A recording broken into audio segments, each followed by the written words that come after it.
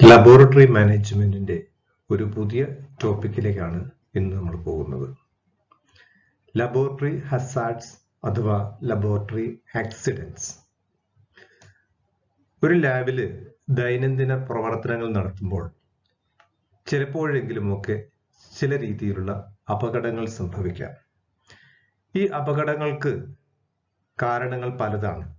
ചിലപ്പോൾ അവിടെ ജോലി ചെയ്യുന്ന ടെക്നീഷ്യന്മാരുടെയോ മറ്റ് ഉദ്യോഗസ്ഥരുടെയോ അറിവില്ലായ്മയാകാം, അശ്രദ്ധയാകാം, അതല്ലെങ്കിൽ അവിടെ ഉപയോഗിക്കുന്ന ചില ഉപകരണങ്ങളുടെ കേടുപാടുകളായിരിക്കാം. എന്ത് കാരണമാണെങ്കിലും ലബോറട്ടറിയിലെ അപകടങ്ങൾ നമ്മൾ തടഞ്ഞേ പറ്റൂ. തടയാനായിട്ട് പല പല മാർഗങ്ങളുണ്ട്.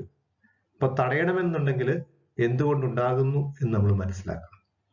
അപ്പൊ ഈ ചാപ്റ്ററിൽ നമ്മൾ പ്രധാനമായിട്ടും ലബോറട്ടറിയിൽ ഉണ്ടാകാൻ സാധ്യതയുള്ള അപകടങ്ങളെക്കുറിച്ചും അതിന്റെ കാരണങ്ങളെക്കുറിച്ചും അത് തടയാനുള്ള മാർഗങ്ങളെക്കുറിച്ചുമാണ് നമ്മൾ ഡിസ്കസ് ചെയ്യുക. ഇപ്പൊ സെക്കൻഡ് ഇയർ പഠിക്കുന്ന നിങ്ങളെ സംബന്ധിച്ച് ഈ വർഷം കഴിയുമ്പോഴേക്കും വർഷാവസാനം ആകുമ്പോഴത്തേക്കും മറ്റു പല സ്ഥലങ്ങളിലും ജോലിക്കുള്ള സാധ്യതകൾ തെളിഞ്ഞു വരും. ചില കുട്ടികളെ സംബന്ധിച്ച് OJT പോയപ്പോൾ തന്നെ ആ സ്ഥാപനങ്ങളിൽ നിന്നൊക്കെ ചോദ്യം വന്നിട്ടുണ്ട്, ഈ കുട്ടികൾ കോഴ്സ് കഴിഞ്ഞാൽ ഞങ്ങളുടെ സ്ഥാപനത്തിലേക്ക് ജോലിക്ക് വരുമോ എന്നൊക്കെ. ചിലർക്കെങ്കിലും, എല്ലാവർക്കും അല്ല.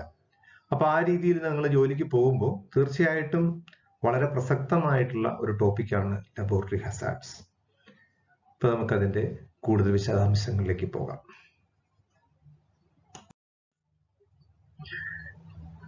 ഹസാർഡ്സിനെ നമ്മൾ 6 ഗ്രൂപ്പുകളായിട്ട് വേർതിരിക്കുന്നു. Physical, chemical, biological, electrical, fire related and radiation. ഇനി ഓരോ കാറ്റഗറിയും നമ്മൾ വ്യത്യസ്തമായിട്ട് നമുക്ക് പരിശോധിക്കാം.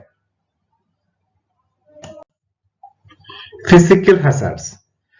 ഫിസിക്കൽ ഹസാർഡ്സ് കൊണ്ട് നമ്മൾ പ്രധാനമായിട്ട് ഉദ്ദേശിക്കുന്നത് ലാബിൽ ഉണ്ടാകുന്ന മുറിവുകൾ, കട്ട്സ് എന്ന് നമ്മൾ പറയും. അതുപോലെ ഇലക്ട്രിക്കൽ ഷോക്ക്, വീഴ്ചകള്, പൊള്ളല്. ഇതാണ് പ്രധാനമായിട്ട് നമ്മൾ ഫിസിക്കൽ ഹസാർഡ്സ് കൊണ്ട് ഉദ്ദേശിക്കുന്നത്. മുറിവുണ്ടാവാനുള്ള സാധ്യതകൾ പ്രധാനമായിട്ടുള്ളത് പൊട്ടിയ ഗ്ലാസ് വെയർസ് ആണ്. അതിന്റെ കാരണങ്ങൾ നമുക്കറിയാം. Cuts with broken glass wears. Glass വെയറുകൾ പൊട്ടാനുള്ള സാധ്യത നമ്മളുടെ അശ്രദ്ധമായിട്ടുള്ള ഉപയോഗം തന്നെയാണ് പ്രധാനമായിട്ടും. ഇപ്പൊ ഗ്ലാസ് വെയർസ് താഴെ വീണോ വർക്ക് ബെഞ്ചിലോ പൊട്ടിക്കഴിഞ്ഞാൽ അതിൽ നമ്മൾ അറിഞ്ഞോ അറിയാതെയോ കയ്യോ കാലോ ഒക്കെ സ്പർശിച്ചു കഴിഞ്ഞാൽ മുറിവുണ്ടാവാനുള്ള സാധ്യതയുണ്ട്. രണ്ടാമത്തെ മുറിവുണ്ടാവാനുള്ള സാധ്യത എന്ന് പറയുന്നത് ഷാർപ്പ് ഒബ്ജക്ട്സ്, മൂർച്ചയേറിയ ഉപകരണങ്ങൾ. മൂർച്ചയേറിയ ഉപകരണങ്ങൾ എന്ന് പറയുമ്പോൾ തന്നെ നമുക്കറിയാം നീഡിലുണ്ടാകുന്ന പ്രിക്ക്, നീഡിൽ പ്രിക്ക്, അതുപോലെ ഫോസിപ്സ് പോലുള്ള അല്ലെങ്കിൽ സിസേഴ്സ് പോലുള്ള ഷാർപ്പായിട്ടുള്ള ഇൻസ്ട്രുമെന്റ്സ്, സ്കാൽപ്പ് ബ്ലേഡ് പോലുള്ള ഇൻസ്ട്രുമെന്റ് കൊണ്ടുള്ള മുറിവുകൾ നമുക്കുണ്ടാകാൻ സാധ്യതയുണ്ട്. മറ്റൊന്നുള്ളത് ഇലക്ട്രിക് ഷോക്കാണ്. ഇപ്പൊ ഇലക്ട്രിക് ഷോക്കിനെ നമ്മൾ ഫിസിക്കൽ ഹസാർഡിലാണ് പെടുത്തിയിരിക്കുന്നത്. ഇലക്ട്രിക് ഷോക്ക് ഉണ്ടാവാനുള്ള കാരണങ്ങളെ കുറിച്ചൊക്കെ നമുക്ക് കൃത്യമായിട്ട് അറിയാം. ശരിയായ രീതിയിലുള്ള ഇലക്ട്രിഫിക്കേഷന്റെ അല്ലെങ്കിൽ ആ ഇലക്ട്രിക്കൽ വർക്കിന്റെ ഒരു പ്രൊഫഷണലിസത്തിന്റെ കുറവ് കൊണ്ടുണ്ടാകാം. നമ്മൾ കൈകാര്യം ചെയ്യുമ്പോൾ ഷോക്ക് അടിക്കാനുള്ള പ്രധാനപ്പെട്ട കാരണം കൈകാര്യം ചെയ്യുമ്പോൾ ഉണ്ടാകുന്ന പ്രശ്നങ്ങളാണ്. നമ്മൾ വെറ്റ് ഹാൻഡ് കൊണ്ടോ അല്ലെങ്കിൽ ചെരുപ്പിടാതെയൊക്കെ നമ്മൾ ഇൻസ്ട്രുമെന്റ്സിൽ തൊട്ട് കഴിയുമ്പോൾ ചിലപ്പോഴെങ്കിലും ഒക്കെ ഷോക്ക് അടിക്കാനുള്ള സാധ്യതയുണ്ട്. ഇനി മറ്റൊരു ഫിസിക്കൽ ഹസാർഡിലെ മറ്റൊരു കാരണമായിട്ട് പറയുന്നത് ഫോൾ ഓൺ വെറ്റ് ഫ്ലോർ ആണ്. ഇപ്പൊ ലാബിന്റെ ഒക്കെ തറ, അതിന്റെ ഫ്ലോർ എന്ന് പറയുന്നത് പലപ്പോഴും ടൈൽസും അല്ലെങ്കിൽ ഗ്രാനൈറ്റും അങ്ങനെയുള്ള വളരെ മിനുസമേറിയ തറകളായിരിക്കാം.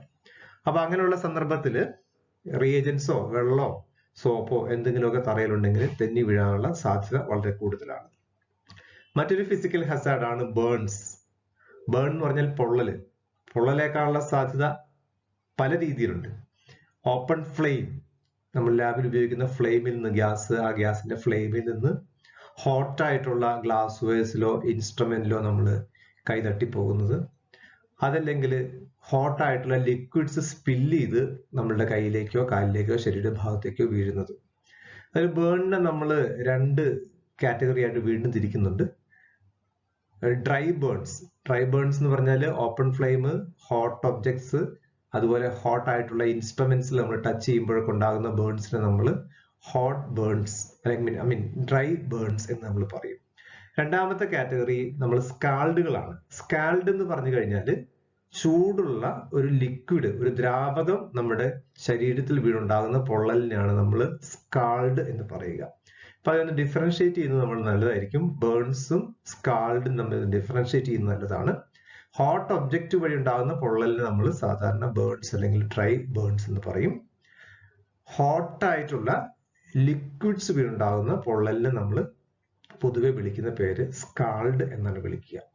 അപ്പോൾ ഫിസിക്കൽ ഹസാർഡിനുള്ള കാരണങ്ങൾ നമ്മൾ ഒരിക്കൽ കൂടി നോക്കുക. Cuts with broken glass wares, cut with sharp objects, electric shock, fall on wet floor, burns, scalds. Physical hazards ഒഴിവാക്കാനുള്ള മാർഗങ്ങൾ, നമ്മൾ അതിന്റെ കാരണം കണ്ടു. ഇനി അത് തടയാനുള്ള പ്രിവെന്റീവ് മെഷേഴ്സിനെ കുറിച്ചാണ് നമ്മൾ നോക്കുന്നത്. ഒന്നാമത് proper storage and handling of glass wares and chemicals. Proper storage and handling വളരെ പ്രധാനപ്പെട്ടതാണ്. ഗ്ലാസ് വേഴ്സ് നമ്മൾ കീപ്പ് ചെയ്യുമ്പോൾ അത് ചെറിയ തട്ടലും മുട്ടലും കൊണ്ട് പൊട്ടുന്ന രീതിയിലോ താഴെ വീഴുന്ന രീതിയിലോ ഒരിക്കലും സ്റ്റോർ ചെയ്യരുത്. ഇപ്പൊ ടെസ്റ്റ് ട്യൂബ്സ് ഒക്കെ ആണെങ്കിൽ അത് അതിന്റെ റാക്കിൽ കൃത്യമായിട്ട് സ്റ്റോർ ചെയ്യുക. പിന്നെ പൊട്ടാൻ സാധ്യതയുള്ള ഗ്ലാസ് വെയർസ് ഒക്കെ ഷെൽഫിൽ നമ്മൾ ഇളക്കം വരാത്ത രീതിയിൽ അതിന്റെ ഡിസ്റ്റൻസ് ഇട്ട് കൃത്യമായിട്ട് കീപ്പ് ചെയ്യുക. കെമിക്കൽസിന്റെ സ്റ്റോറേജിനെ കുറിച്ചുകൂടെ പറയാനായിട്ടുള്ള ഒരു കാരണം എന്ന് പറഞ്ഞാൽ, കെമിക്കൽസ്, ചില പൊള്ളലുണ്ടാക്കാൻ സാധ്യതയുള്ള കെമിക്കൽസ് നമുക്ക് ബേൺസ് ഉണ്ടാക്കാറുണ്ട്. അപ്പൊ അതുകൊണ്ട് കെമിക്കൽസിന്റെ സ്റ്റോറേജും നമ്മൾ ശ്രദ്ധിക്കേണ്ടതാണ്. സ്റ്റോറേജ് മാത്രമല്ല ഹാൻഡ്ലിങ്ങും ശ്രദ്ധിക്കേണ്ടതാണ്. രണ്ടാമത്തെ പോയിന്റ് ആയിട്ട് പറയുന്നത് സ്റ്റാൻഡേർഡ് ഇലക്ട്രിഫിക്കേഷൻ. സ്റ്റാൻഡേർഡ് ഇലക്ട്രിഫിക്കേഷൻ എന്ന് പറഞ്ഞാൽ ഉദ്ദേശിക്കുന്നത്, ഒരു സ്ഥാപനം നമ്മൾ തുടങ്ങുമ്പോൾ അവിടുത്തെ ലോഡിനെ കുറിച്ച് കൃത്യമായിട്ടുള്ള ബോധ്യം വേണം. ആ ലോഡിനനുസരിച്ച് ഉള്ള വയറും അതുപോലെ ഇലക്ട്രിക് ഫിറ്റിംഗ്സ് നമ്മൾ ഉപയോഗപ്പെടുത്തുക. അപ്പൊ അതിനൊരു പ്രൊഫഷണൽ ആയിട്ടുള്ള ഒരാളുടെ സഹായം നമുക്ക് വേണ്ടി വരും. ഒരിക്കലും ഒരു ഇൻസ്ട്രുമെന്റ് നമ്മൾ ഇൻസ്റ്റലേഷന്റെ സമയത്ത് മാത്രം അതിന്റെ ഇലക്ട്രിക് സപ്ലൈയെ കുറിച്ച് ആലോചിക്കരുത്. ആദ്യം ഇലക്ട്രിക് സപ്ലൈ പ്രോപ്പർ ആയിട്ട് ചെയ്തതിന് ശേഷം മാത്രമാണ് നമ്മൾ ഇൻസ്ട്രുമെന്റ്സ് നമ്മൾ ഇൻസ്റ്റാൾ ചെയ്യേണ്ടത്.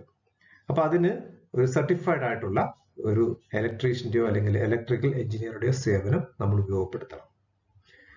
ഇനി മറ്റൊന്ന്, use quartz chips to prevent violent boiling. Violent boiling എന്ന് പറഞ്ഞാൽ ഉദാഹരണം പറഞ്ഞു കഴിഞ്ഞാൽ, നമ്മൾ ബെനഡിക്സ് ടെസ്റ്റ് ചെയ്ത് കഴിയുമ്പോഴത്തേക്ക് നമ്മൾ ഓപ്പൺ ഫ്ലെയിമിൽ ചൂടാക്കും. അപ്പൊ ഓപ്പൺ ഫ്ലെയിമിൽ ചൂടാക്കുമ്പോഴോ ആ ലിക്വിഡ് വളരെ സിവിയർ ആയിട്ട് വയലന്റ് ആയിട്ട് തിളച്ച് പുറത്തേക്ക് മറിയാനുള്ള സാധ്യതയുണ്ട്. അപ്പൊ പൊള്ളലുണ്ടാക്കാനുള്ള സാധ്യത വളരെ കൂടുതലാണ്. അപ്പൊ അങ്ങനെയുള്ള ബോയിലിങ്ങിന് നമ്മൾ ഉപയോഗിക്കുമ്പോൾ നമുക്ക് ക്വാർട്സ് ചിപ്സ് ഉണ്ടാവും. ചെറിയ ക്വാർട്സിന്റെ ചിപ്പുകൾ, ചെറിയ തരികൾ ഉപയോഗിച്ച് കഴിഞ്ഞാൽ വയലന്റ് ബോയിലിംഗ് നമുക്ക് ഒഴിവാക്കാൻ പറ്റും.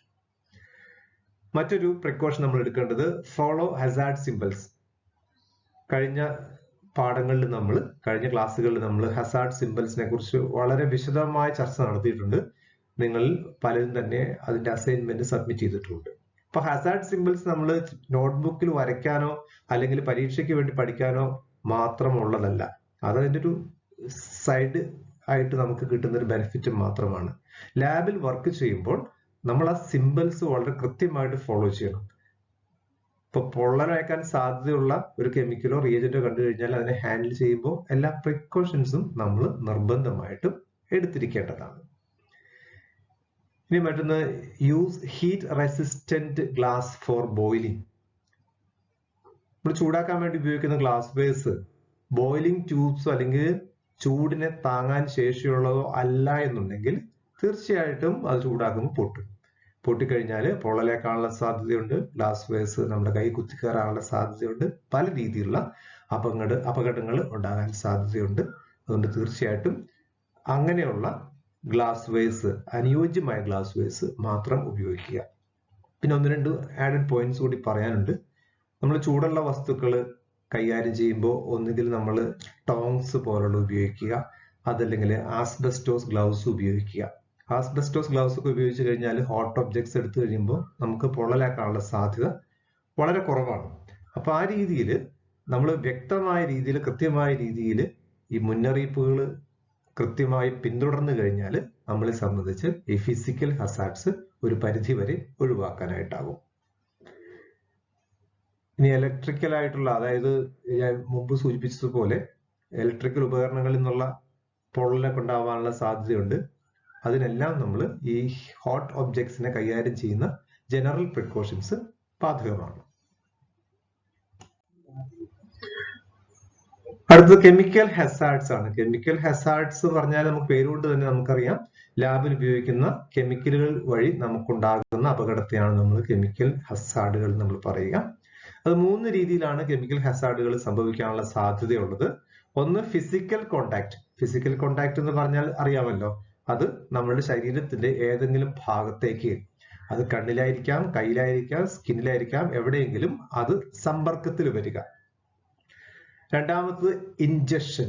ഇൻജക്ഷൻ എന്ന് പറഞ്ഞാൽ നമ്മളുടെ ഉള്ളിലേക്ക്, നമ്മുടെ വായിൽ കൂടി നമ്മുടെ ശരീരത്തിന്റെ ഉള്ളിലേക്ക് പ്രവേശിക്കുക. മൂന്നാമത് ഇൻഹലേഷൻ, ശ്വസനത്തിൽ കൂടി.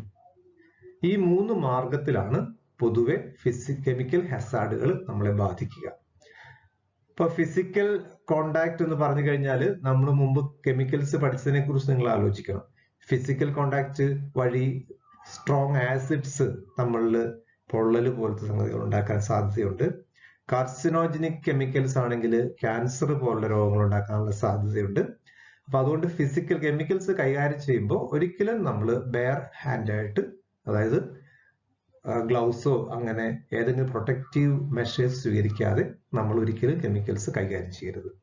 രണ്ടാമത് ഇൻജക്ഷൻ, നമ്മുടെ ഉള്ളിലേക്ക് പോവുക. ഇൻജക്ഷൻ സംഭവിക്കാനുള്ള സാധ്യത, ഒന്നാമത്തത് പിപ്പറ്റിംഗ് ആണ്, മൗത്ത് പിപ്പറ്റിംഗ്. മൗത്ത് പിപ്പറ്റിംഗ് നടത്തി കഴിയുമ്പോൾ പലപ്പോഴും നമ്മൾ അശ്രദ്ധമായിട്ട് ചെയ്യുന്നതെങ്കിൽ ഈ കെമിക്കൽസ് നമ്മുടെ ഉള്ളിൽ പോകും. അങ്ങനെ ഉള്ളിൽ പോകുന്ന കെമിക്കൽസിന്റെ ടോക്സിസിറ്റി അനുസരിച്ച് നമുക്ക് ഒരു പക്ഷേ മരണം പോലും സംഭവിക്കാനുള്ള ഗുരുതരമായ സാധ്യതയാണുള്ളത്. അപ്പൊ അതുകൊണ്ട് കെമിക്കൽസിന്റെ ഇൻജക്ഷൻ വഴി നമുക്ക് ഹസാർഡ്സ് ഉണ്ടാകാം. മൂന്നാമത്തത് ഇൻഹലേഷൻ ആണ്. ഇൻഹലേഷൻ പലപ്പോഴും വോളറ്റൈൽ ആയിട്ടുള്ള, പെട്ടെന്ന് വാതകാവസ്ഥയിലേക്ക് വരുന്ന ലിക്വിഡ്സ് ഉണ്ട്. ഇപ്പോൾ എക്സാമ്പിൾ ഈതർ, ക്ലോറോഫോം, അതുപോലുള്ള ആ കെമിക്കൽസ്. പിന്നെ ഒരുപാട് ഗ്യാസുകൾ, ലാബിൽ പല രീതിയിലുള്ള ഗ്യാസുകൾ ജനറേറ്റ് ചെയ്യപ്പെടാം. അതൊക്കെ ഇൻഹേൽ ചെയ്ത് കഴിഞ്ഞാൽ, ശ്വസിച്ചു കഴിഞ്ഞാൽ, ഇൻഹലേഷൻ എന്ന് പറഞ്ഞാൽ നമ്മൾ ഉള്ളിലേക്ക് വലിച്ചെടുക്കുക, ശ്വാസത്തിൽ കൂടി വലിച്ചെടുക്കുക, ആ രീതിയിൽ നമുക്ക് ഹസാർഡ്സ്, കെമിക്കൽ ഹസാർഡ്സ് സംഭവിക്കാൻ സാധ്യതയുണ്ട്. കെമിക്കൽ ഹസാർഡ്സ് തടയാൻ വേണ്ടിയിട്ടുള്ള മാർഗങ്ങളെ കുറിച്ചാണ്. ഏറ്റവും പ്രധാനപ്പെട്ടത് അതിന്റെ ഹസാർഡ് സിംബൽസ് ഫോളോ ചെയ്യുക എന്നുള്ളതാണ്. നമ്മൾ കെമിക്കൽസ് പഠിച്ചപ്പോൾ ആ കെമിക്കൽസിന്റെ വിവിധ ക്ലാസിഫിക്കേഷനിൽ നമ്മൾ കാര്യങ്ങൾ മനസ്സിലാക്കിയിരുന്നു. ഹാർംഫുൾ ആയിട്ട് കെമിക്കൽസിനെ കുറിച്ച് മനസ്സിലാക്കിയിരുന്നു. അതുപോലെ നമ്മൾ സിംബൽസ് പഠിപ്പിച്ചപ്പോൾ തന്നെ കൃത്യമായിട്ട് പറഞ്ഞിരുന്നു ഓരോ രീതിയിലുള്ള ഹസാർഡ്രസ് ആയിട്ടുള്ള കെമിക്കൽസിൽ ഏത് സിംബലാണ് ഉണ്ടാകുക എന്നുള്ളത് കൃത്യമായിട്ട് പറഞ്ഞിട്ടുണ്ട്. അപ്പൊ അതുകൊണ്ട് ആ സിംബലുകൾ കൃത്യമായിട്ട് ഫോളോ ചെയ്യുക. രണ്ടാമത്തെ കാര്യം, awareness of physical and chemical properties of chemicals. വളരെ പ്രധാനപ്പെട്ട സംഗതിയാണ്. ഓരോ കെമിക്കൽസിന്റെയും ഫിസിക്കൽ ആയിട്ടുള്ള കെമിക്കൽ ആയിട്ടുള്ള പ്രോപ്പർട്ടി അറിഞ്ഞാൽ മാത്രമേ നമുക്ക് വേണ്ട ശ്രദ്ധ പുലർത്താൻ പറ്റൂ. ഇപ്പൊ ആസിഡ്, ഒരു സ്ട്രോങ് ആസിഡ് ആണെങ്കിൽ അത് കൊറസീവ് ആണ്, അത് ബേൺസ് ഉണ്ടാക്കാം എന്ന് നമ്മൾ അറിഞ്ഞിരിക്കണം. സ്ട്രോങ് ആൽക്കലിക്കും അതേ നേച്ചർ ഉണ്ടെന്ന് അറിയണം. ഇപ്പൊ ബെൻസിഡിൻ പോലുള്ള റിയേജന്റ് കാർസിനോജൻ ആണെന്ന് നമ്മൾ മനസ്സിലാക്കണം. അപ്പൊ അതിനു വേണ്ടിയിട്ടാണ് നമ്മൾ storage and handling and properties of chemicals എന്ന് പറഞ്ഞ ഒരു മുൻ ചാപ്റ്റർ നമ്മൾ എടുത്തത്. അപ്പൊ അതിനെക്കുറിച്ചുള്ള വ്യക്തമായ ബോധ്യമുണ്ടാകണം. മൂന്നാമത്തത് അവോയ്ഡ് മൗത്ത് പിപ്പറ്റിംഗ്. വളരെ പ്രധാനപ്പെട്ട സംഗതിയാണ്, ഞാൻ പലവട്ടം സൂചിപ്പിച്ചിട്ടുള്ളതാണ്. ഇപ്പോൾ ട്രാപ്കിൻസ് റിയേജന്റ് പോലുള്ള അല്ലെങ്കിൽ വലിയ സ്ട്രോങ് ആസിഡ് പോലുള്ള ആ കെമിക്കൽസ് നമ്മൾ ഒരിക്കലും മൗത്ത് പിപ്പറ്റ് ട്രൈ ചെയ്യരുത്. പല സമയത്തും നമ്മൾ പെട്ടെന്ന് ഒരു ടീച്ചോ അല്ലെങ്കിൽ ഒരു സിറിഞ്ച് ആൻഡ് ട്യൂബ് അവൈലബിൾ അല്ലെങ്കിൽ ആ സാരമില്ല, ഒരു പ്രാവശ്യം ആയിക്കോട്ടെ മൗത്ത് പിപ്പറ്റ് ചെയ്യാമെന്ന് നമ്മൾ വിചാരിക്കും. പക്ഷെ sometimes it will be fatal, നമ്മുടെ ജീവൻ തന്നെ നഷ്ടപ്പെടാൻ സാധ്യതയുള്ളതാണ്. അതുകൊണ്ട് അവോയ്ഡ് മൗത്ത് പിപ്പറ്റിംഗ് എന്നുള്ളത് വളരെ പ്രധാനപ്പെട്ട ഒരു കാര്യമാണ്. അടുത്തായിട്ട് safe custody of toxic chemicals. Safe custody എന്ന് പറഞ്ഞ് ഉദ്ദേശിക്കുന്നത് ലാബിൽ റെസ്പോൺസിബിൾ ആയിട്ടുള്ള ഒരാൾ. റെസ്പോൺസിബിൾ ആളെന്ന് പറഞ്ഞാൽ ഒരുപക്ഷെ നമ്മൾ ധരിക്കും എല്ലാവർക്കും റെസ്പോൺസിബിലിറ്റി ഇല്ല, അങ്ങനെയല്ല ഉദ്ദേശിക്കുന്നത്. അതിന്റെ ഹെഡ് ആയിട്ടുള്ള ഒരാള്, അതിന്റെ ചാർജ് ഉള്ള ഒരാളുടെ കസ്റ്റഡിയിലായിരിക്കണം toxic chemicals. Should be kept under lock and key. പൂട്ടി തന്നെ സൂക്ഷിക്കണം. ആ കെമിക്കൽസ് ആവശ്യമുള്ള എമൗണ്ട് മാത്രം സമയാസമയങ്ങളിൽ ഡിസ്പെൻസ് ചെയ്യുക. അതിന്റെ ഇൻവെന്ററി കൃത്യമായിട്ട് നമ്മൾ കീപ്പ് ചെയ്യണം. അതിന്റെ കണക്കുകൾ കൃത്യമായിട്ട് നമ്മൾ സൂക്ഷിക്കേണ്ടതാണ്. ഇത്രയുമാണ് കെമിക്കൽ ഹസാർഡ്സ് തടയുവാനുള്ള പ്രധാനപ്പെട്ട മാർഗങ്ങൾ. ബയോളജിക്കൽ ഹസാർഡ് ലാബുകളെ സംബന്ധിച്ച്, മെഡിക്കൽ ഫീൽഡിനെ സംബന്ധിച്ച് വളരെ ശ്രദ്ധിക്കേണ്ട ഒരു മേഖലയാണ് ബയോളജിക്കൽ ഹസാർഡ്സ്. നമുക്കറിയാം, നമ്മൾ പേഷ്യൻസുമായിട്ട് ഡീൽ ചെയ്യുമ്പോഴത്തേക്കും രോഗമുള്ള ആളുകളാണ് ലാബിൽ വരിക. ഈ രോഗങ്ങളിൽ ചിലവ, എല്ലാമല്ല, ചില രോഗങ്ങൾ വളരെ പെട്ടെന്ന് പടർന്നു പിടിക്കുന്നതും അങ്ങനെ പടർന്നു പിടിച്ചാൽ തന്നെ പിന്നീട് അത് ചികിത്സിക്കാൻ ബുദ്ധിമുട്ടുള്ളതുമാണ്. ചില രോഗങ്ങൾ ചികിത്സയില്ലാത്ത രോഗങ്ങൾ കൂടിയുണ്ട്. അപ്പൊ അതുകൊണ്ട് നമ്മൾ ഏറ്റവും കൂടുതൽ ശ്രദ്ധിക്കേണ്ട ഒരു കാര്യം, ലാബിലേക്ക് വരുന്ന ഏതൊരാളും ഒരു പേഷ്യന്റ് ആണ്, അയാൾക്കൊരു പകർച്ചവ്യാധി ഉണ്ടായേക്കാം എന്നുള്ള രീതിയിലുള്ള മുൻകരുതലുകൾ നമ്മൾ സ്വീകരിക്കേണ്ടതായിട്ടുണ്ട്. പ്രധാനമായിട്ട് ലാബിൽ നമുക്ക് കിട്ടാവുന്ന സാംക്രമിക രോഗങ്ങൾ, നമുക്ക് പകർന്നു കിട്ടാൻ സാധ്യതയുള്ള രോഗങ്ങൾ, ഒന്ന് HIV, നമ്മൾ എയ്ഡ്സ് എന്നൊക്കെ പറയുന്ന അക്യൂട്ട് ഇമ്മ്യൂണോ ഡെഫിഷ്യൻസി സിൻഡ്രോം. ആ HIV വൈറസ് ലാബിൽ നിന്ന് പേഷ്യൻസിൽ നിന്ന് നമുക്ക് പകരാൻ സാധ്യതയുണ്ട്. രണ്ടാമത് hepatitis B and C virus. Hepatitis A വൈറസും സാധ്യതയുണ്ട് തീർച്ചയായിട്ടും. മൈക്കോബാക്ടീരിയം ട്യൂബർകുലോസിസ്, ക്ഷയരോഗം ഉണ്ടാകുന്ന മൈക്കോബാക്ടീരിയം ട്യൂബർകുലോസിസ്. കുറച്ച് പേരുകൾ മാത്രമേ ഈ ലിസ്റ്റിൽ ഉൾപ്പെടുത്തിയിട്ടുള്ളൂ. അതുകൊണ്ട് ഈ ലിസ്റ്റ് പൂർണ്ണമല്ല എന്ന് പറയാൻ ആഗ്രഹിക്കുന്നു. ഒരുപാട് രോഗങ്ങൾ നമുക്ക് ലാബിൽ ഉണ്ടാവാൻ, നമുക്ക് വർക്ക് ചെയ്യുന്ന ആളുകൾക്ക് ഉണ്ടാവാൻ സാധ്യതയുണ്ട്. മറ്റുള്ളവരിൽ നിന്ന് പകർന്നു കിട്ടാൻ സാധ്യതയുണ്ട്. ഈ രോഗങ്ങൾ, ഈ ബയോളജിക്കൽ ഹസാർഡ്സ് നമ്മളിലേക്ക് എത്താനായിട്ടുള്ള പ്രധാനപ്പെട്ട ഒരു റൂട്ട് എന്ന് പറയുന്നത് കൺടാമിനേറ്റഡ് ഫുഡ് ആൻഡ് ഡ്രിങ്ക്സ് ആണ്. നമ്മളവിടെ ലാബിൽ ഒരിക്കലും നമ്മൾ പറയാൻ ഭക്ഷണം കഴിക്കരുത്, വെള്ളം കുടിക്കരുത് എന്നൊക്കെ പറയുന്നതിന് വളരെ കാരണമുണ്ട്. കാരണം ഈ ഭക്ഷണ വസ്തുക്കളിൽ ഈ പറയുന്ന ഏതെങ്കിലുമൊക്കെ ബാക്ടീരിയോ അല്ലെങ്കിൽ വൈറസോ ഫംഗസോ ഒക്കെ എത്തിക്കഴിഞ്ഞാൽ അത് നമ്മുടെ ശരീരത്തിലേക്ക് വളരെ പെട്ടെന്ന് തന്നെ എത്തും. രണ്ടാമത്തെ ഒരു കാരണം എന്ന് പറയുന്നത് നീഡിൽ പ്രിക്സ് ആൻഡ് കട്ട്സ് ആണ്. ഒരാളുടെ ബ്ലഡ് എടുക്കുന്ന സമയത്ത് നീഡിൽ നമ്മൾ റീക്യാപ്പ് ചെയ്യാൻ വേണ്ടി ശ്രമിക്കും. നീഡിൽ റീക്യാപ്പ് ചെയ്യാൻ വേണ്ടി ശ്രമിക്കുമ്പോൾ കയ്യിൽ പ്രിക്ക് ഉണ്ടാവാനുള്ള സാധ്യതയുണ്ട്. അങ്ങനെ ഒരു നീഡിൽ പ്രിക്ക് മതി hepatitis B, HIV, hepatitis C എന്നീ വൈറസുകൾ നമ്മുടെ ശരീരത്തിൽ പ്രവേശിക്കാൻ. അത് മിനിമം ഇൻഫെഷ്യസ് ഡോസ് നമ്മുടെ ശരീരത്തിൽ, മിനിമം ഇൻഫെഷ്യസ് ഡോസ് എന്ന് പറഞ്ഞാൽ ഒരാൾക്ക് ഇൻഫെക്ഷൻ ഉണ്ടാക്കണമെങ്കിൽ ആവശ്യമുള്ള ഏറ്റവും കുറഞ്ഞ അളവിനെയാണ് നമ്മൾ മിനിമം ഇൻഫെഷ്യസ് ഡോസ് എന്ന് പറയുക. Hepatitis B virus, hepatitis C virus, HIV, ഈ 3 വൈറസുകളെ സംബന്ധിച്ച് ഒരു നീഡിൽ പ്രിക്ക് ഇനഫാണ്. ഒരു നീഡിൽ പ്രിക്ക് കൊണ്ട് തന്നെ നമുക്ക് രോഗം ഉണ്ടാവാനുള്ള സാധ്യതയുണ്ട്. രണ്ടാമത് കട്ട്സ് ആണ്. നമ്മുടെ ശരീരത്തിൽ ഏതെങ്കിലും രീതിയിലുള്ള മുറിവുകൾ, ഇപ്പോൾ ഒരു കൾച്ചർ പ്ലേറ്റ് നമ്മൾ ബാക്ടീരിയ ഓൾറെഡി അതിനുള്ളിൽ വളർന്നു നിൽക്കുന്ന അവസ്ഥയിൽ താഴെ വീണ് പൊട്ടി നമ്മുടെ കയ്യിൽ മുറിവുണ്ടായെന്ന് വിചാരിക്കുക. ആ മുറിവിൽ കൂടി ബാക്ടീരിയ നമ്മുടെ ശരീരത്തിലേക്ക് പ്രവേശിക്കാനുള്ള സാധ്യതയുണ്ട്. മൂന്നാമത് ഒരു റൂട്ട് എന്ന് പറയുന്നത് ലാബ് അനിമൽസ് ആണ്. ലാബ് അനിമൽസ് ഒരു പക്ഷെ നിങ്ങളെ സംബന്ധിച്ച് ഫെമിലർ ആയിരിക്കില്ല, എങ്കിലും പല റിസർച്ച് സ്ഥലങ്ങളിൽ, മെഡിക്കൽ കോളേജ് പോലുള്ള സ്ഥലങ്ങളിൽ ലാബുകളിൽ ഒരുപാട് അനിമൽസിനെ നമ്മൾ സംരക്ഷിക്കാറുണ്ട്. അനിമൽസിനെ സംരക്ഷിക്കുന്നത് മൈസ്, അതുപോലെ റാബിറ്റ്, ഷീപ്പ്, അങ്ങനെയുള്ള ലബോറട്ടറി അനിമൽസ് ഉണ്ട്. ഈ ലബോറട്ടറി അനിമൽസിൽ നമ്മൾ പല പരീക്ഷണങ്ങൾ നടത്താൻ വേണ്ടിയിട്ടും വാക്സിൻസ് അല്ലെങ്കിൽ അവരുടെ ബ്ലഡ്, കൾച്ചർ മീഡിയത്തിൽ ബ്ലഡ് കളക്ട് ചെയ്യാൻ വേണ്ടി ഷീപ്പ് ബ്ലഡ് ആണ് നമ്മൾ സാധാരണ ഉപയോഗിക്കുക. ഇപ്പൊ നിങ്ങൾ ഗ്വിനിപിഗിനെ കുറിച്ച് കേട്ടിട്ടുണ്ടാവും. പല വൈറോളജിക്കൽ സ്റ്റഡീസ് നടത്താൻ വേണ്ടിയിട്ട് നമ്മൾ ഗ്വിനിപിഗിനെ ഉപയോഗിക്കും. ഈ അനിമൽസിന്റെ ശരീരത്തില് പൊട്ടൻഷ്യൽ ആയിട്ടുള്ള പാത്തജൻസ് ഉണ്ടാവാൻ സാധ്യതയുണ്ട്. അപ്പൊ അനിമൽസിനെ കൈകാര്യം ചെയ്യുമ്പോൾ ആ രീതിയിൽ നമുക്ക് ബയോളജിക്കൽ ഹസാർഡ്സ് ഉണ്ടാകാം. ഇപ്പൊ ലാബിലേക്ക് എത്തുന്ന ഏത് സ്പെസിമെനും നമ്മൾ ഒരു പൊട്ടൻഷ്യൽ കണ്ടേജിയസ് ആയിട്ട് കണക്കാക്കണം. അപ്പൊ അതിൽ നിന്ന് ഏത് രീതിയിലുള്ള രോഗങ്ങൾ, ബാക്ടീരിയോ വൈറസോ ഫംഗസോ പോലുള്ള ഏത് സൂക്ഷ്മജീവികളും നമ്മുടെ ശരീരത്തിൽ എത്താൻ സാധ്യതയുണ്ട്. അങ്ങനെ ഉണ്ടാകുന്ന ഹസാർഡുകൾക്ക് പൊതുവെ നമ്മൾ പറയുന്ന പേരാണ് ബയോളജിക്കൽ ഹസാർഡ്സ്. ഇപ്പൊ ബയോളജിക്കൽ ഹസാർഡ്സ് തടയാൻ വേണ്ടിയിട്ട് നമുക്ക് എന്തെല്ലാം കാര്യങ്ങൾ നമ്മൾ ശ്രദ്ധിക്കണം എന്നുള്ളതാണ്. അപ്പൊ ഈ പ്രത്യേക സാഹചര്യത്തിൽ ഇതിന്റെ പ്രസക്തി വളരെ കൂടുതലുമാണ്. ലാബിൽ വർക്ക് ചെയ്യുന്നവർക്ക് മാത്രമല്ല, പുറമെ യാത്ര ചെയ്യുന്നവർക്കൊക്കെ ബയോളജിക്കൽ ഹസാർഡ് ഉണ്ടായിക്കൊണ്ടിരിക്കുന്ന ഒരു പ്രത്യേക സവിശേഷ സാഹചര്യത്തിലാണല്ലോ നമ്മൾ കടന്നുപോയിക്കൊണ്ടിരിക്കുന്നത്. ഞാൻ ഉദ്ദേശിക്കുന്നത് കൊറോണ വൈറസിനെ കുറിച്ചാണ്. അപ്പോൾ അതിന് ബയോളജിക്കൽ ഹസാർഡ് പ്രിവെന്റ് ചെയ്യാനുള്ള മാർഗങ്ങളിൽ ഒന്നാമത്തെ use of gloves, apron, mask and goggles. Gloves ഉപയോഗിക്കുക. ഗ്ലൗസ് ഉപയോഗിക്കുക എന്ന് പറഞ്ഞാൽ നമ്മൾ നിരന്തരമായിട്ട് പറയാറുണ്ട് ഗ്ലൗസ് ഉപയോഗിക്കാൻ. എന്നാൽ തന്നെ ചിലരെ സംബന്ധിച്ച് ആ ഗ്ലൗസിന്റെ ഒരു ഇൻകൺവീനിയൻസ്, ഗ്ലൗസ് കയ്യിൽ കിടക്കുമ്പോൾ ഉണ്ടാകുന്ന ഒരു പ്രയാസം, ഇപ്പോൾ എസ്പെഷ്യലി സമ്മർ അവസ്ഥ, വേനൽക്കാലങ്ങളിൽ ഗ്ലൗസ് കൈ കടന്നു കഴിഞ്ഞാൽ സ്വെറ്റ് ചെയ്യും, ബുദ്ധിമുട്ടാണ്. ബട്ട് ഇറ്റ്സ് എ മസ്റ്റ്, നമ്മൾ ഉപയോഗിച്ചേ പറ്റൂ ഗ്ലൗസ്. അതുപോലെ ഏപ്രൺ. ലാബിൽ കോട്ടിനെ സംബന്ധിച്ച് പറയുമ്പോൾ പലപ്പോഴും നിങ്ങൾക്ക് മടിയാണ് കോട്ടിടാൻ വേണ്ടിയിട്ട്. അത് പൊതുവെ ഒരു യൂണിഫോംഡ് ആയിട്ടുള്ള എല്ലാ സ്റ്റാഫിനും ഉണ്ടാകാവുന്ന പ്രശ്നമാണ്. അവർക്ക് ഏതെങ്കിലും ഒരു ചാൻസ് കിട്ടിയാൽ യൂണിഫോം ഒഴിവാക്കാൻ വേണ്ടിയിട്ടുള്ളൊരു ആഗ്രഹം. പക്ഷേ നമ്മളെ സംബന്ധിച്ച് അത് ലൈഫ് ത്രെട്ടനിങ് ആണെന്ന് മനസ്സിലാക്കുക. അതുപോലെ മാസ്കിനെ കുറിച്ച് പ്രത്യേകിച്ച് പറയേണ്ടതില്ല. ഇന്ത്യയിലെ എല്ലാ ആളുകളും ഇപ്പൊ അത് ഉപയോഗിക്കുന്നു. ഗോഗിൾസ്, കണ്ണുകളെ നമുക്ക് സംരക്ഷിക്കണം, അതിന് നമുക്ക് ഗോഗിൾസ് ഉപയോഗിക്കാം. രണ്ടാമത്തെ കാര്യം എഫക്റ്റീവ് വേസ്റ്റ് മാനേജ്മെന്റ് ആണ്. വേസ്റ്റ് മാനേജ്മെന്റ് വളരെ പ്രധാനപ്പെട്ട കാര്യമാണ്. ഞാൻ ഈ പറഞ്ഞതുപോലെ ഏത് സ്പെസിമെൻ ആണെങ്കിലും പൊട്ടൻഷ്യൽ ആയിട്ടുള്ള പാത്തജൻസ് അതിലുണ്ടാകാം. അപ്പോൾ അത് അലക്ഷ്യമായിട്ട് വലിച്ചെറിയരുത്. അതിന് കൃത്യമായ പ്രോട്ടോകോൾ ഉണ്ട്. ആ പ്രോട്ടോകോൾ അനുസരിച്ച് മാത്രമേ കാര്യങ്ങൾ ഡിസ്പോസ് ചെയ്യാവൂ.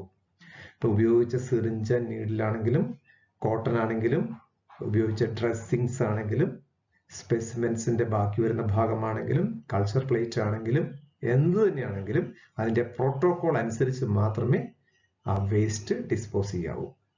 മൂന്നാമത് വാക്സിനേഷൻ ഓഫ് സ്റ്റാഫ് ആണ്. വാക്സിനേഷൻ ഓഫ് സ്റ്റാഫ് എന്ന് പറഞ്ഞാൽ വാക്സിൻസ് നമുക്കറിയാം മെന്റ് for the prevention of disease. രോഗങ്ങൾ തടയാൻ വേണ്ടിയിട്ടാണ് വാക്സിൻസ് ഉപയോഗിക്കുക.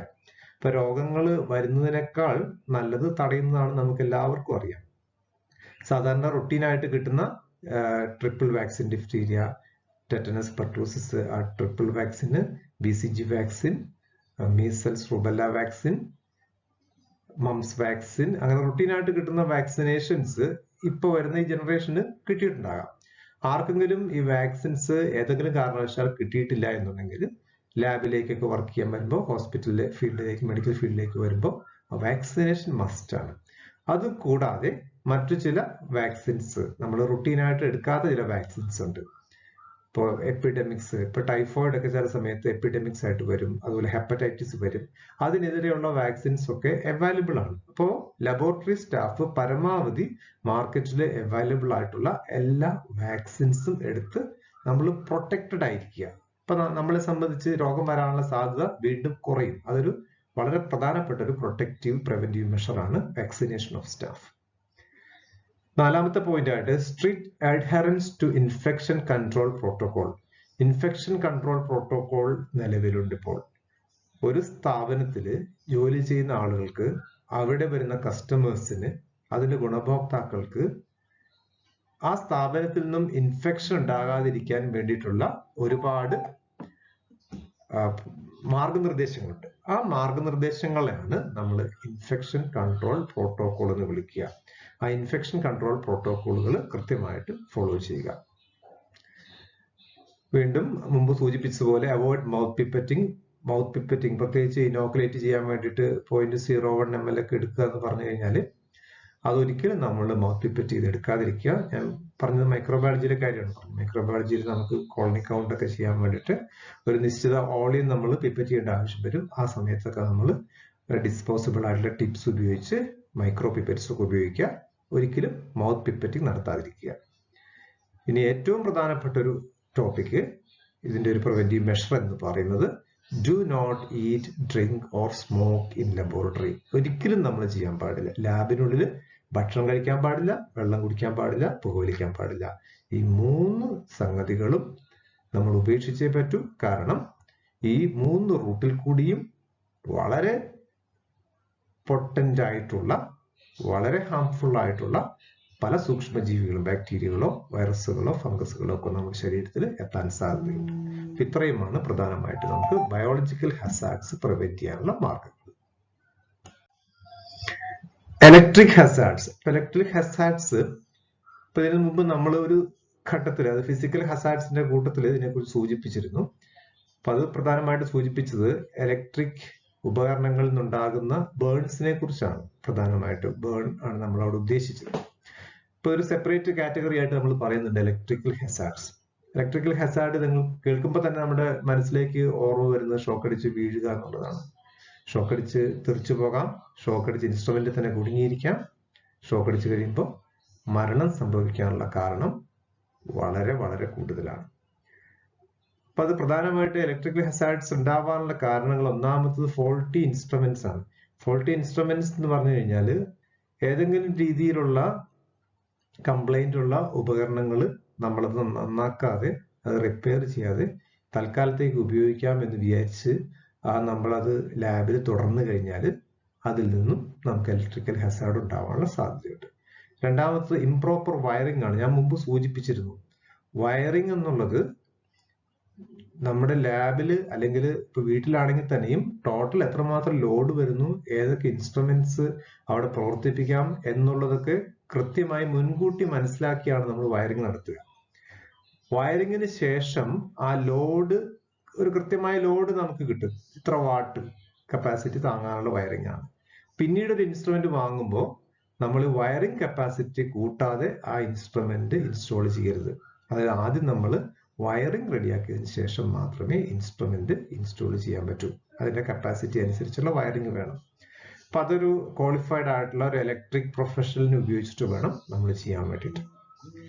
ഇനി മൂന്നാമത്തത് ഇംപ്രോപ്പർ ഓപ്പറേഷൻ ഓഫ് ഇൻസ്ട്രുമെന്റ്സ് ആണ്. ഈ ഉപകരണങ്ങൾ നമുക്ക് വേണ്ട രീതിയിൽ കൃത്യമായ രീതിയിൽ ഓപ്പറേറ്റ് ചെയ്യാൻ അറിയില്ല എന്നുണ്ടെങ്കിൽ, ഓപ്പറേറ്റ് ചെയ്യാൻ ഒരുപക്ഷെ നമുക്ക് അറിയാമായിരിക്കും, എങ്കിലും ചില സുരക്ഷാ മുൻകരുതലുകളൊക്കെ തൽക്കാല സൗകര്യത്തിന് വേണ്ടിയിട്ട് നമ്മൾ ഉപേക്ഷിക്കും.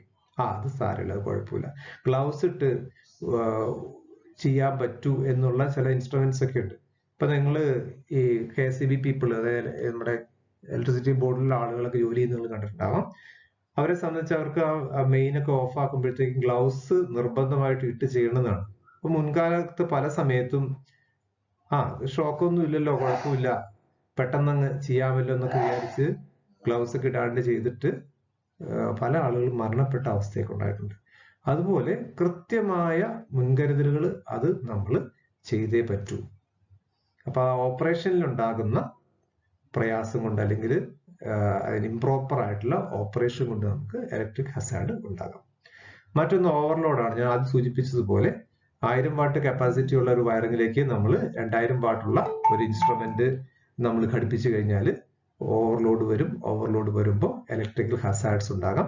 ഇലക്ട്രിക് ഹസാർഡ്സ് എന്ന് പറഞ്ഞാൽ ഷോർട്ട് സർക്യൂട്ട് അല്ലെങ്കിൽ തീപിടുത്തം മുതൽ അങ്ങനെ അങ്ങോട്ടേക്കുള്ള ഏത് രീതിയിലുള്ള ഹസാർഡുകളും ഈ ഇലക്ട്രിക് ഓവർലോഡ് കൊണ്ട്, പവറിന്റെ ഓവർലോഡ് കൊണ്ട് നമുക്ക് സംഭവിക്കാം, ഇൻസ്ട്രുമെന്റ്സിന്റെ ഓവർലോഡ് കൊണ്ട് സംഭവിക്കാം. അപ്പൊ ഇത്രയുമാണ് പ്രധാന ഇലക്ട്രിക്കൽ ഹസാർഡിന്റെ റീസൺസ് ആയിട്ട് പറയുന്നത്. ഇനി അത് തടയാൻ വേണ്ടിയിട്ട് ഞാൻ ഏകദേശം അതിന്റെ കാര്യങ്ങൾ കൂടി പറഞ്ഞു പോയിരുന്നു, എങ്കിലും ഒരിക്കൽ കൂടി പറയാം. ഒന്നാമത് പ്രോപ്പർ എർത്തിങ്. പ്രോപ്പർ എർത്തിങ് എന്ന് പറഞ്ഞു കഴിഞ്ഞാൽ എല്ലാ ഇൻസ്ട്രുമെന്റ്സിനും നമുക്കറിയാം അതിന് എർത്തിങ് ആവശ്യമാണ്.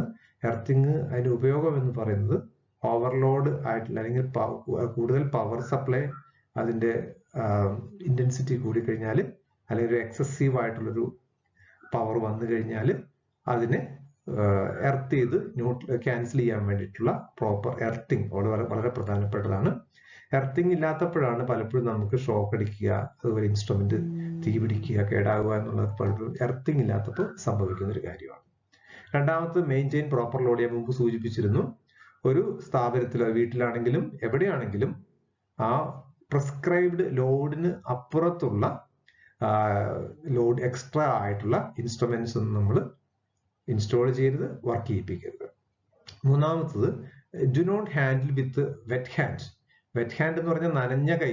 അപ്പോൾ പലപ്പോഴും നമ്മൾ മടിക്കും. നമ്മൾ ലാബിലാകുമ്പോൾ എപ്പോഴും നമുക്ക് കൈ വാഷ് ചെയ്യേണ്ട ആവശ്യം വരും.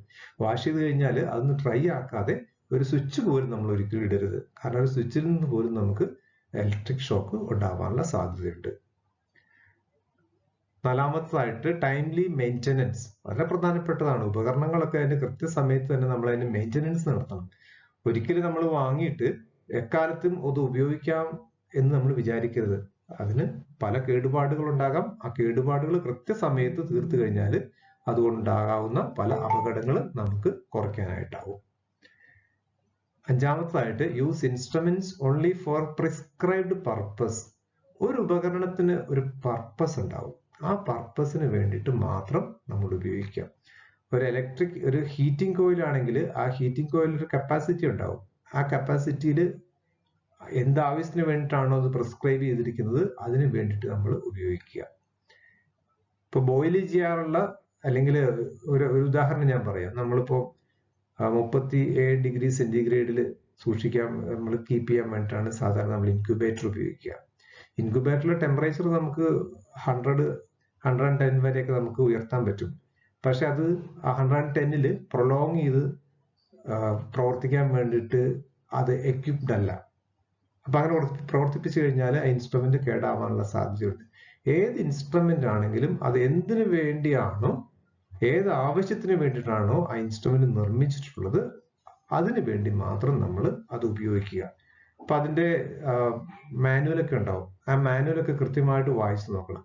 പലപ്പോഴും നമ്മൾ വീട്ടിൽ TV വാങ്ങുമോ അല്ലെങ്കിൽ കമ്പ്യൂട്ടർ വാങ്ങുമോ, എന്ത് ഇൻസ്ട്രുമെന്റ് വാങ്ങിയാലും അതിന്റെ കൂടെ അതിന്റെ ഒരു യൂസർ മാനുവൽ ഉണ്ടാവും. പലപ്പോഴും നമ്മൾ ആദ്യം ചെയ്യുന്നത് ആ യൂസർ മാനുവൽ എവിടെയെങ്കിലും സേഫ് ആയിട്ട് എടുത്തു വെക്കും, ഒരിക്കൽ പോലും വായിച്ചു നോക്കാറില്ല. പക്ഷേ ആ പ്രാക്ടീസ് നമ്മൾ മാറ്റണം. ഇങ്ങനെയുള്ള യൂസർ മാനുവൽസും അങ്ങനെയുള്ള സംഗതികൾ നമ്മൾ കൃത്യമായിട്ട് നമ്മൾ വായിച്ച് മനസ്സിലാക്കേണ്ടതായിട്ടുണ്ട്. ഇനി യൂസ് ഓഫ് ELCB. ELCB എന്ന് പറഞ്ഞാൽ ELCB earth leak circuit breaker. Earth leak circuit breaker ആണ് ELCB. അതായത് ഏതെങ്കിലും രീതിയിലുള്ള ഒരു എർത്തിങ് വന്നു കഴിഞ്ഞാൽ, എർത്തിങ് അതായത് ഒരു നനഞ്ഞ സ്വിച്ചിൽ നമ്മൾ കൈപിടിച്ച് കഴിയുമ്പോൾ നമ്മുടെ ശരീരത്തിൽ കൂടി കറണ്ട് പാസ് ചെയ്ത് തറയിലേക്ക് പോകുമ്പോഴാണ് നമുക്ക് ഷോക്ക് അടിക്കുക. It's A sort of earthing. അങ്ങനെയുള്ള ഏത് രീതിയിലുള്ള ഒരു എർത്തിങ് വന്നു കഴിഞ്ഞാലും സർക്യൂട്ട് ബ്രേക്ക് ആകുന്ന ആ ഇൻസ്ട്രുമെന്റ് ആണ് നമ്മൾ ELCB എന്ന് പറയാ. എർത്ത് ലീക്കേജ് സർക്യൂട്ട് ബ്രേക്കർ എന്ന് നമ്മൾ പറയാം. ആ ഇൻസ്ട്രുമെന്റ് നിർബന്ധമായിട്ടും എല്ലാ ലാബുകളിലും ഉണ്ടാവണം. ഇപ്പൊ എല്ലാ വീടുകളിലും മോഡേൺ ആയിട്ട് പുതിയ രീതിയിൽ വയറിംഗ് നടത്തുന്ന എല്ലാ സ്ഥലങ്ങളിലും ഇത് പിടിപ്പിക്കാറുണ്ട്. അതിന്റെ എഫിഷ്യൻസി നമ്മൾ ഇടയ്ക്കിടയ്ക്ക് ചെക്ക് ചെയ്യണം. ELCB ഉണ്ട്, അതുകൊണ്ട് ഷോക്ക് അടിച്ചാൽ അന്നേരം ലൈൻ ഓഫ് ആകും എന്നുള്ള മിഥ്യാധാരണ വേണ്ട. ചില സമയത്തൊക്കെ ELCB വർക്ക് ചെയ്യാതിരിക്കാം. അപ്പൊ അതിന് ELCB തന്നെ ഒരു സ്വിച്ച് ഉണ്ട്, ഒരു ചെറിയ നോബ് ഉണ്ട്. ആ നോബ് അമർത്തി കഴിഞ്ഞാൽ അത് ഫങ്ഷനിങ് ആണോ ഇല്ലയോ എന്നുള്ള കാര്യം നമുക്ക് കൃത്യമായിട്ട് മനസ്സിലാക്കാം. അപ്പൊ അതുകൊണ്ട് ലാബുകളിൽ ELCB ഇല്ലാത്ത ഏതെങ്കിലും ലാബുകൾ ഉണ്ടെങ്കിൽ അത് കൃത്യമായിട്ട് ഘടിപ്പിക്കാൻ വേണ്ടി ശ്രദ്ധിക്കുക. ഏറ്റവും അവസാനത്തെ പോയിന്റ് ആയിട്ട് പറയുന്നത് നെവർ ഡിസേബിൾ സേഫ്റ്റി ഫീച്ചേഴ്സ്. അത് പല ഇൻസ്ട്രുമെന്റ്സിനും സേഫ്റ്റി ഫീച്ചേഴ്സ് ഉണ്ടാവും. ആ സേഫ്റ്റി ഫീച്ചേഴ്സ് അത് ഓൺ ആയിട്ടിരിക്കുന്ന സമയത്ത് അത് കൃത്യമായ രീതിയിൽ വളരെ സേഫ് ആയിട്ട് പ്രവർത്തിക്കും. പക്ഷെ നമ്മളെ സംബന്ധിച്ച് ചില മാനിപ്പുലേഷൻസ് പോസിബിൾ ആയിരിക്കില്ല. നമ്മൾ വിചാരിച്ച ചില കാര്യങ്ങൾ അത് ഉപയോഗിച്ച് ചെയ്യാൻ പറ്റാതെ വരും. അപ്പൊ അങ്ങനെയുള്ള ഘട്ടത്തിൽ നമ്മൾ അത് ഓഫാക്കും. ഒരു ഉദാഹരണം ഞാൻ പറയാം, ഇതുമായിട്ട് ബന്ധപ്പെടാത്തതാണെങ്കിലും പറയാം. ബസ്സുകളിലൊക്കെ ഒരു വെലോസിറ്റി കൺട്രോൾ ഇൻസ്ട്രുമെന്റ് ഉണ്ട്. Velocity control instrument speed governor എന്നാ പറയുക. സ്പീഡ് ഗവർണർ, സ്പീഡ് നിയന്ത്രിക്കാനുള്ള ഇൻസ്ട്രുമെന്റ്. ആ ഇൻസ്ട്രുമെന്റ് ഉപയോഗിക്കുകയാണെങ്കിൽ 70 കിലോമീറ്റർ അല്ലെങ്കിൽ 80 കിലോമീറ്റർ എത്രയാണോ ആ പ്രിസ്ക്രൈബ് ചെയ്തിരിക്കുന്ന സ്പീഡ് അതിനപ്പുറത്തേക്ക് പോകില്ല. പക്ഷെ ആ ഇൻസ്ട്രുമെന്റ് നമുക്ക് ഡിസേബിൾ ചെയ്യാൻ പറ്റും. ആ ഇൻസ്ട്രുമെന്റ് ഡിസേബിൾ ചെയ്ത് കഴിഞ്ഞാൽ നമുക്ക് എത്ര വേണമെങ്കിലും സ്പീഡിൽ പോകാം, അത് അപകടങ്ങളിലേക്ക് നയിക്കും. അതേപോലെ പല ഇലക്ട്രിക്കൽ ഉപകരണങ്ങളിലും ചില സേഫ്റ്റി ഗാഡ്ജറ്റ്സ് ഉണ്ട്, ചില സേഫ്റ്റി പ്രിക്കോഷൻസ് ഉണ്ട്. ആ പ്രിക്കോഷൻസ് ഒരിക്കലും നമ്മൾ ഡിസേബിൾ ചെയ്യാൻ വേണ്ടിയിട്ട്, നമ്മുടെ തൽക്കാലത്തേക്കുള്ള എന്തെങ്കിലും ആവശ്യത്തിന് വേണ്ടിയിട്ട് അതൊരിക്കലും ഡിസേബിൾ ചെയ്യാൻ വേണ്ടിയിട്ട് ശ്രമിക്കരുത്. അപ്പൊ ഇത്രയുമാണ് നമ്മൾ ഇലക്ട്രിക്കൽ ഹസാർഡ്സ് പ്രിവെന്റ് ചെയ്യാനുള്ള മാർഗങ്ങൾ. Fire Hazard. ഫയർ ഹസാർഡ് എന്ന് പറഞ്ഞാൽ തീപിടുത്തം. നമുക്ക് സ്വാഭാവികമായിട്ട് അറിയാം, തീപിടുത്തം ഉണ്ടാവാനുള്ള സാധ്യതകളെ കുറിച്ചും അറിയാം. പ്രധാന കാരണങ്ങൾ ഒന്ന് നേക്കഡ് ഫ്ലെയിം. ലാബിലൊക്കെ ഉപയോഗിക്കുന്ന ഓപ്പൺ ആയിട്ടുള്ള ഫ്ലെയിം, അതിനെ നമ്മൾ നേക്കഡ് ഫ്ലെയിം എന്ന് പറയാം. ഓപ്പൺ ഫ്ലെയിം, ബുൻസൺ ബേണറോ ഗ്യാസ് സ്റ്റവോ ഒക്കെ ഉപയോഗിക്കുന്ന, അല്ലെങ്കിൽ ക്യാൻഡിലാണെങ്കിൽ ആ ക്യാൻഡില്, അതിൽ നിന്ന് നമുക്ക് തീ പടരാം. രണ്ടാമത്തെ ഇലക്ട്രിക്കൽ ഓവർലോഡ്. മുമ്പ് സൂചിപ്പിച്ചതുപോലെ നമ്മുടെ ലോഡിനപ്പുറത്തുള്ള ഇൻസ്ട്രുമെന്റ്സ് ഒക്കെ നമ്മൾ കണക്ട് ചെയ്തിട്ടുണ്ടെങ്കിൽ അതുവഴി ഉണ്ടാകുന്ന ഓവർലോഡ് കൊണ്ട് തീപിടുത്തം ഉണ്ടാകാം. മൂന്നാമത്തത് ഫ്ലേമബിൾ റിയേജൻസ്. ചില കെമിക്കൽസ് നമ്മൾ ഫ്ലേമബിൾ റിയേജൻസിനെ കുറിച്ച് പഠിച്ചിട്ടുണ്ട്. ക്ലോറോഫോം, ഈതർ, ദെൻ സൈലിൻ, അങ്ങനെ ആൽക്കഹോള്, അങ്ങനെയുള്ള ഫ്ലെയിമബിൾ ആയിട്ടുള്ള ആ റിയേജൻസ് ഏതെങ്കിലും ഫ്ലെയിമിന്റെ അടുത്ത് വന്നാൽ, അതല്ലെങ്കിൽ ചൂടുള്ള ഇൻസ്ട്രുമെന്റ് അടുത്ത് വന്നു കഴിഞ്ഞാൽ, അല്ലെങ്കിൽ ഡയറക്റ്റ് സൺലൈറ്റിലേക്ക് പ്രൊലോങ്ഡ് ആയിട്ട് നമ്മൾ എക്സ്പോസ് ചെയ്താലൊക്കെ അത് തീപിടുത്തം ഉണ്ടാക്കാനുള്ള സാധ്യതയുണ്ട്. ഫയർ ഹസാർഡ്സ് പ്രിവെന്റ് ചെയ്യാൻ വേണ്ടിയിട്ട് ഒന്നാമതൊരു കാര്യം, ഓപ്പൺ ഫ്ലെയിമിന് പകരമായിട്ട് നമുക്ക് ഹോട്ട് പ്ലേറ്റ്സ് ഉപയോഗിക്കാം. ഹോട്ട് പ്ലേറ്റ്സ് ഉപയോഗിച്ചു കഴിഞ്ഞാൽ ഈ പറയുന്നത് പോലെ ഓപ്പൺ ഫ്ലെയിമിൽ നിന്ന് പെട്ടെന്ന് തീപിടിക്കാൻ സാധ്യത ഉള്ളതുപോലുള്ള സാധ്യത ഹോട്ട് പ്ലേറ്റിനില്ല. അത് ഉപയോഗിക്കാം. രണ്ടാമത്തത്, ഫ്ലെയിമബിൾസ് പ്രോപ്പർ ആയിട്ട് സ്റ്റോർ ചെയ്യുക. നമ്മൾ മുൻപ് ഡിസ്കസ് ചെയ്ത കാര്യമാണ്. ഫ്ലെയിമബിൾ ആയിട്ടുള്ള റിയേജൻസും കെമിക്കൽസും എങ്ങനെ സൂക്ഷിക്കണമെന്ന് നമുക്ക് കൃത്യമായിട്ട് അറിയാം. മൂന്നാമത്തത്, install fire extinguishers. Fire extinguisher എന്ന് പറഞ്ഞാൽ തീപിടുത്തം ഉണ്ടായി കഴിയുമ്പോൾ തടയാൻ വേണ്ടി ഉപയോഗിക്കുന്ന ഹാൻഡി ആയിട്ടുള്ള ഇൻസ്ട്രുമെന്റ്സിനെയാണ് നമ്മൾ ഫയർ എക്സ്റ്റിംഗ്വിഷർ എന്ന് പറയുക. ഫയർ എക്സ്റ്റിംഗ്വിഷർ നിങ്ങൾ എല്ലാവരും കണ്ടിട്ടുണ്ടാകും. ഫയർ എക്സ്റ്റിംഗ്വിഷറുകളെ കുറിച്ച് നമുക്ക് 1-2 ക്ലാസ് ഇനി മുമ്പോട്ട് ഒരു ടോപ്പിക്ക് ഇനി വരാനുണ്ട്. അപ്പൊ ആ സമയത്ത് അതിനെ കൂടി വിശദമായിട്ട് അറിയാം.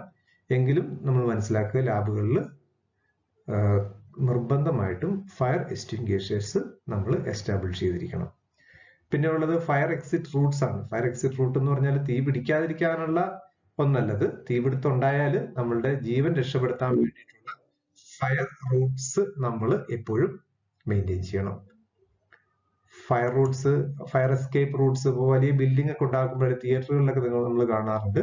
ഫയർ എക്സിറ്റ് എന്നും പറഞ്ഞിട്ട് ഒരു ആരോ മാർക്കെല്ലാം കാണും. അപ്പൊ അവിടെ ഒരു എമർജൻസി ഡോർ ഉണ്ടാവും. ആ എമർജൻസി ഡോർ വഴി നമുക്ക് രക്ഷപ്പെടാൻ പറ്റും. അപ്പൊ അത് എല്ലാ ബിൽഡിങ്ങുകളിലും അത് വേണ്ടതാണ്. ലാബുകളിലും പ്രധാനമായിട്ട് വേണ്ട ഒരു അത്യാവശ്യപ്പെട്ട ഒരു സംഗതിയാണ് ഫയർ എക്സിറ്റ് റൂട്ടുകൾ. ഈ രീതിയിൽ നമുക്ക് ഫയർ ഹസാർഡ്സ് പ്രിവെന്റ് ചെയ്യാനായിട്ട് പറ്റും.